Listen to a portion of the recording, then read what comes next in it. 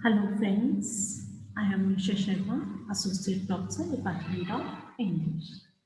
The topic under discussion today is a standardized analysis of The Night of the Scorpion, a poem by Nissim Ezekiel.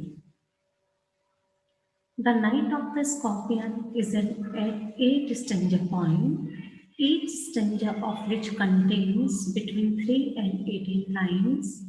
This is one of Ezekiel's first poems. It was first anthologized in collected poems. The poem is free verse, meaning it does not contain a rhyme scheme. The choice adds to the seriousness of the poem's subject matter and the deadly nature of the story Ezekiel tells. Now to the poem. I remember the night my mother was stung by a scorpion. 10 hours of steady rain had driven him to crawl beneath a sack of rice, parting with his poisoned flesh. Of diabolic tale in the dark room, he risked the rain again. The peasants came like swarm of flies and cursed the name of a god 100 times to paralyze the evil one, with candles and with lanterns, throwing giant scorpion shadows on the mud-baked walls. They searched for him. He was not found. They clipped their tongue. With every movement that the scorpion made, his poison moved. His poison moved in mother's blood. They said, may he sit still. They said, may the sins of your previous birth be burned away tonight. They said, may your suffering decrease the misfortunes of your next birth. They said, may the sum of all evil balanced in this unreal world against the sum of good become diminished by your pain. May the poison purify your flesh of desire and your spirit of ambition, they said, and they sat around on the floor with my mother in the center, the piece of understanding on each face. More candles, more lanterns, more neighbors, more insects, and the endless rain. My mother twisted through and through, groaning on a mat.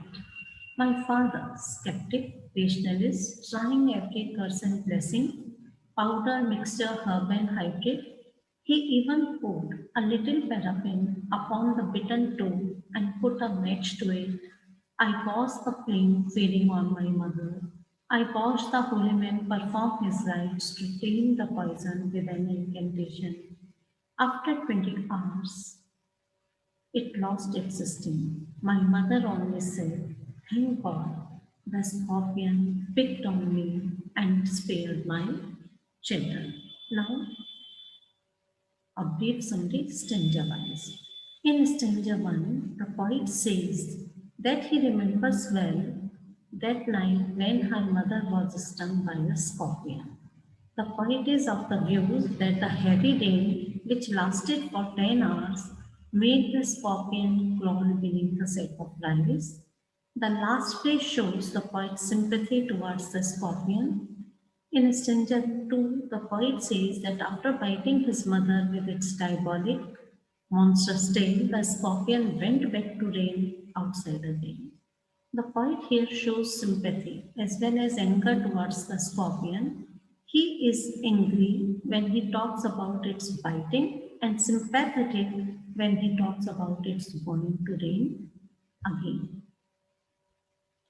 Hearing about the incident, the villagers rush to the poet's home. However, he is not happy with them and calls them swarms of flies who buzz the name of God 100 times to paralyze the evil one.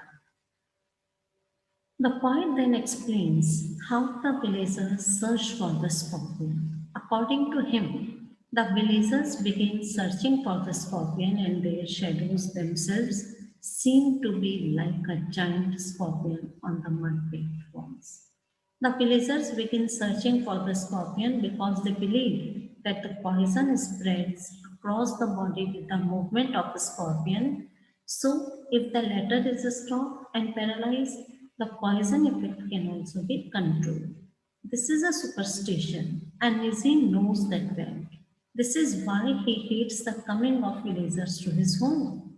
The stanza also depicts the Indianness that prevails in a number of other points as well.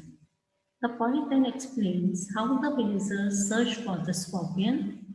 According to him, the villagers begin searching for the scorpion, and their shadows themselves seem to be like a giant scorpion on the mud wall. The villagers began searching for the scorpion because they believe that poison spreads across the body with the movement of scorpion. The fourth stanza contains 7 lines and describes the hunt that the peasants embark on in an effort to find the scorpion. They search with both candles and lanterns, which throw shadows on the wall in the shape of a scorpion. The image of the scorpion still being in the room, only in the form of shadow, helps set the scene for the next line as the peasants struggle to help the mother. The shadow is representative of their primitive fears that something evil is lurking just where they cannot see it. This fourth stanza continues, and the search for the scorpion has failed. They do not know, as the reader does, that the scorpion fled the house at the beginning of the poem. This puts the reader in a position above those in the poem. She has a greater knowledge of the situation than those experiencing it. A technique that on a stage of living drama is known as dramatic irony. The peasants say that with every movement that the scorpion made, his poison moved in mother's blood. This gives the reader the sense that they believe if they are able to capture and kill the scorpion, the mother will be cured. A simple primitive belief that the reader would very well know to be unfounded, once again elevating the reader's position above that of the peasants. Having failed in finding the scorpion, they begin giving their own interpretation to the biting of the scorpion. The fifth paragraph of to say stanza, also 7 lines, holds the poem's momentum steady. The peasants wish the scorpion to be still, but offer a bit of consolation for the mother. They, deep in their superstition, say to the mother that the poison will burn away the sins of her previous birth and decrease the suffering of her next. This is a reference to the traditional Hindu belief of reincarnation. Due to their lowly status, social status, it was believed that the mother must have committed some kind of previous sin to be condemned to this life, and that perhaps this suffering she is going through will prove her chances of being reincarnated into a higher position in her next life. This stanza continues in the next. In this, the speaker continues relaying the words of the peasants. They wish that the pain the mother is experiencing will purify her flesh of desire and your spirit ambition. Scorpion. Some of them said that this mother's sins which she committed in her previous birth, as believed in Hinduism, have been forgiven. The others assumed that she is going to die and said that the pain that she is suffering from will decrease the troubles in her next birth. Some other put forward that her good deeds will be balanced against her bad deeds because of the bite of the scorpion. Some others said that the poison will purify and refresh her flesh of desire and her spirit of ambition. All of them seem to be in peace because of her thoughts. More and more people come with candles and lanterns. His mother is, however, crying and rolling on the mat with severe pain, but nobody cares for her except for his father, who is a skeptic rationalist. He leaves no stone unturned to cure her. He uses powder, mixture, herb, or hybrid to help her recover from the pain. He even poured a little paraffin upon the bitten toe and then fires it out. The poet watches the flames of fire burning on the skin of his mother. He also watches the holy man perform his rites to tame the poison with an incantation. The phrase again refers to superstitious people of his village who believe in irrational measures to cure a person. His mother ultimately recovers from the poison after 20 hours. The peasants have given up their search for the scorpion and are now sitting around the mother with her at the center of a circle. The speaker describes each peasant as wearing a face that is peaceful with understanding. The next two lines allow for quick progression of time. Ezekiel lists a number of developments and additions to the story. All of the following are added to the situation.